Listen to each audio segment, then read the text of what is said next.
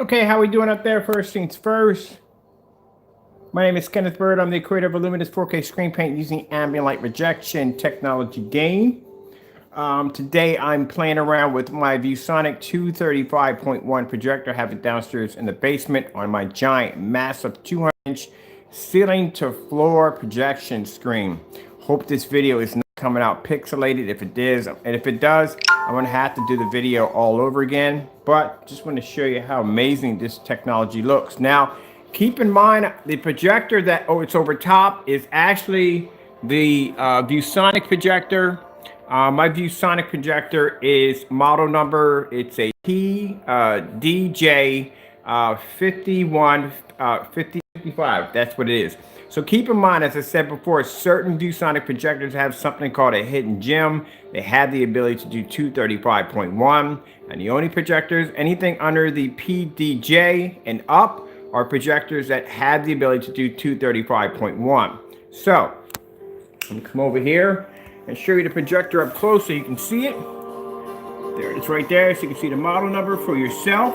Now, this projector is a little interesting because I have to have this projector pulled all the way back around 13 feet and 5 inches. That's how big this room environment is from here to here. The biggest screen I can get out of that is 87 inches. Now, the reason why I get much bigger screen out of this one, because this projector is a WXGA. A WXGA is going to give you a widescreen format, so you're going to get a much bigger picture than what you would get out of a projector that's WXGA. So right now, what is the difference between the two projectors? This right here is a 1080p projector at the bottom, and the projector at the top is doing 720p. Let's switch over really quick.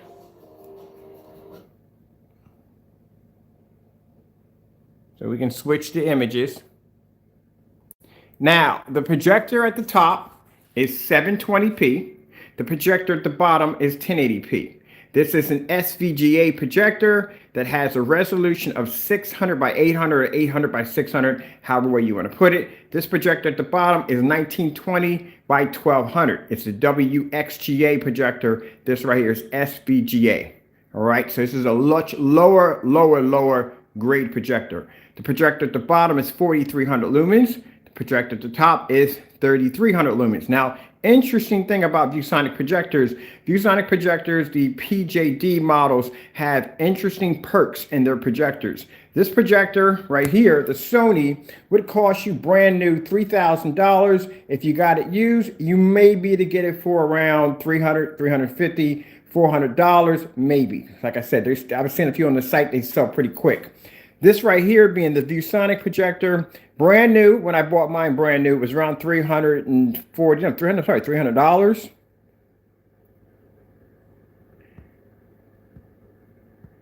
Thank you. This right here was around $340 used. Now I got this projector for $185 on eBay. If you can find them used, you can get them for $130. You can get them for $180, but sometimes they mark them off at sometimes $4 and $5. I don't know why the PJD models, for some reason, they're jumping up in price. Like Viewsonic is asking a lot of money for them now.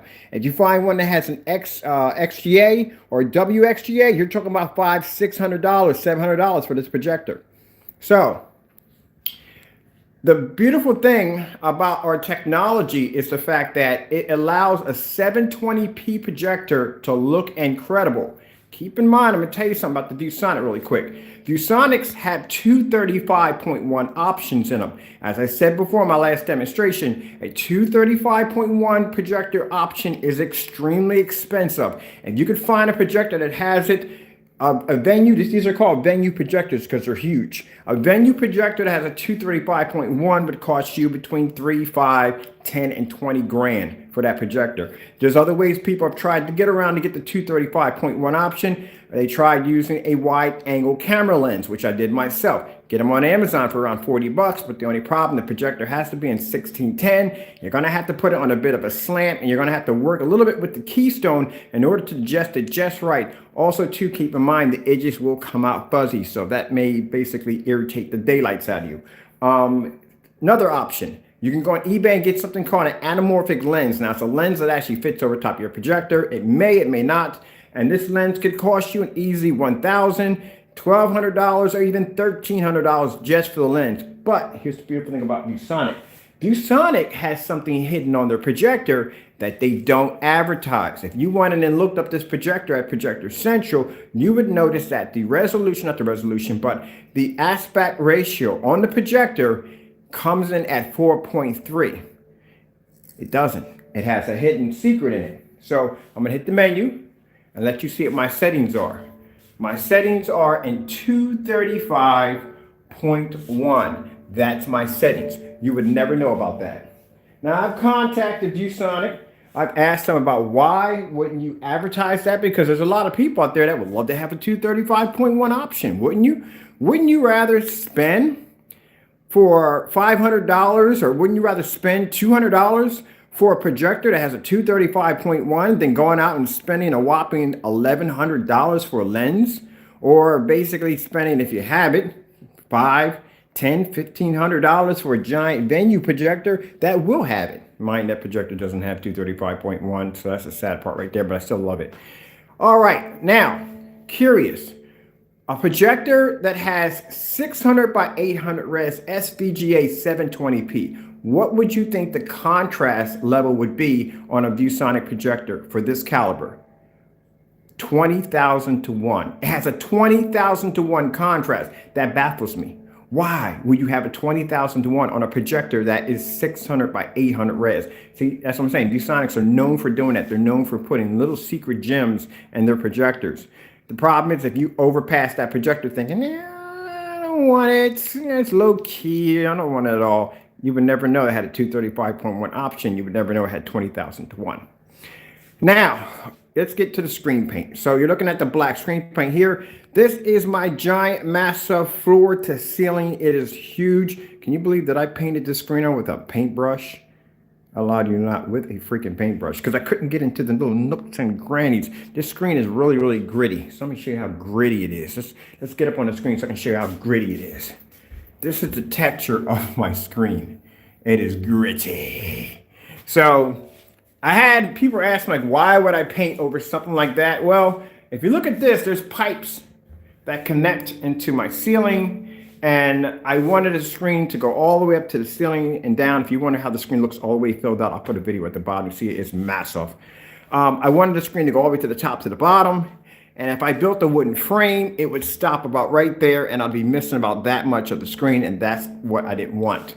So I thought to myself, well, I'll just paint the wall black, the entire wall. Well, not the entire wall, but I'll paint a good size of it black.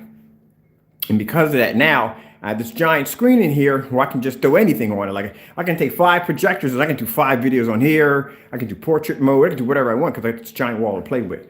But as you can see, what the technology does is it allows you to take 720p and you can actually come very close to matching a 1080p. This is 1080p, 720p.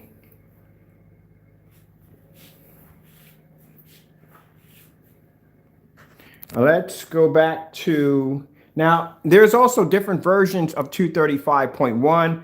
There's actually this one right here, and this is called an Ultra Slim 235.1. This will leave bars. As you can see, you'll see the bars right here and here. This is an Ultra Slim version right there. See the bars at the top and the bottom? Now, in order for me to fit this screen, I would have to design a screen that would have to be this size to fit right in there perfectly. Because this projector is doing 235.1. This is actually doing a slimmer version. The video format is doing a slimmer version. This is when I explain to people, and people saying, okay, well, can I use 235.1 in my watching movies and sports and all that stuff? And I say, no, you can't use 235.1 on that. Because when you watch sports, when you watch certain movies, yes, certain movies will do it. Certain video games will do it. Yeah. I've seen people mod PC games to do 235.1. But not everything is formatted for 235.1. Majority of stuff is formatted 16:9. So if you try to watch a football game at 235.1, your heads are going to be missing. The scores and all that stuff at the bottom will be missing. because it's designed for 16:9. You can't. It's not going to automatically format it to 235.1. So I tell people, look, when you set your screen up, and I've done custom 235.1 screens, you want to make the screen slightly higher than what it's supposed to be. So if you have to switch over to 16:9, at least you can get a larger screen in the middle. Now, one of my screens I had in my living room way back, I had a screen that was 178 inches, 235.1.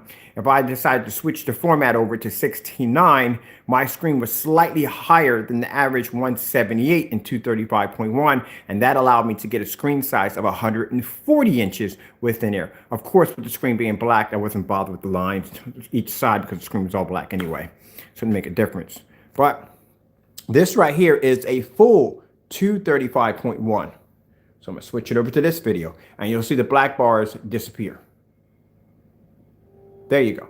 That is a full 235.1 screen. So there's different formats of 235.1, just like there's different formats. I think it's 239.1 is actually one of them too. So you got the 16:9, 16:10. Some people do 4.3. Actually, there's actually something lower than 4.3. It's called 1.1. I've been in this field for a long time. I'm not going to just come on here and tell you about the clarity and all that. I'm going to tell you everything you need to know. I'm 51 years old. I've been around when projectors were reel to reel, my friend. Reel to reel. I don't know if any of you remember that. Being in class, and you had the AB kids come in, and they would push the projector in. It wasn't a TV. It was a projector with the reel to reel feeding and the that's how the sound sounded on it, and you had the lines squiggling up and down. I grew up in that era. I grew up when I first saw the first slideshow where they would drop film in and they would do the slideshow. My God, I tell you, you don't even know what torture is. If you ever had the chance to experience a slideshow, God, that'll put you to sleep. I've done many of those. Oh, we just came back from Washington, D.C. We got 300 slides. Let's watch them in the dark. Yeah. Yeah, I grew up in that era. I grew up in an era where there was no such thing as gray and black projection screens. They did not exist. All screens were white. That's it. We had a white projection screen. You had a dedicated movie room for your white projection screens. Some people had them. They had the portable ones. They take the portable one and they pull it out, and they take the reel-to-reel or the slideshow and they set it up, and they would watch their movies in the living room. They had the portable projection screens. There's the era that I lived in. So, you know, now you have projection screens in your living room, and people want them with the lights on. They want to be able to use them just like their TVs. That's why when I see particular setups where somebody has a TV here and they got a projection screen here, you know what that's for, right? The TV they use in the daytime hours, and when they're watching their movies at night, because they're afraid the screen's going to wash out, the projector comes down, screen comes over top the TV. That's what that setup's for.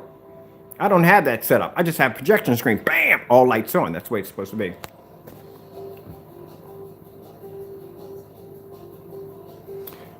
All right, let me take a trot upstairs because that's where I'm going at right now.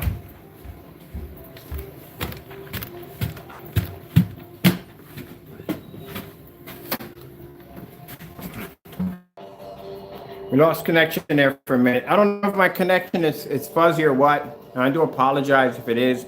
If the picture quality is really bad. Yep, I got network problems. I'm getting a reading over here. We got network problems. So I'm shutting off here. I do apologize if the video came up gritty. If it did come up gritty, I'll have to do it again, and I'll have to do it in straight video and then log up, do it again. That's what I'll have to do. But hopefully it didn't come up gritty. Saying I have network problems.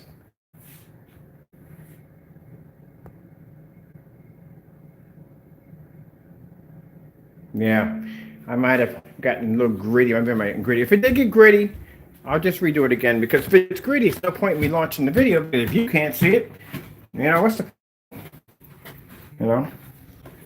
But like I said, check eBay. If you're looking for 235.1s, check eBay.